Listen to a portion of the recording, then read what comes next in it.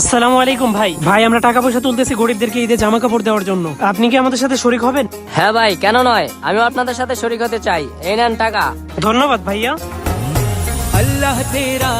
আসসালামু আলাইকুম ভাই, আমরা গরিবদেরকে ঈদে জামা কাপড় দেওয়ার জন্য টাকা পয়সা তুলতেছি। আপনি কি আমাদের সাথে শরীক হবেন? এটা তো অনেক ভালো কাজ, এই যে নেন টাকা। ধন্যবাদ ভাইয়া।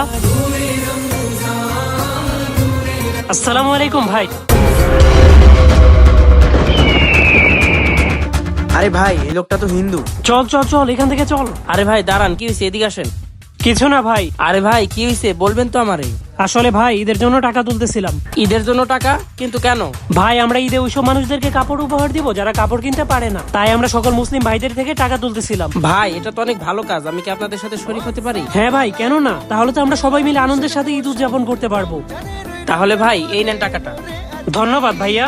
ঈদ মুবারক ঈদ।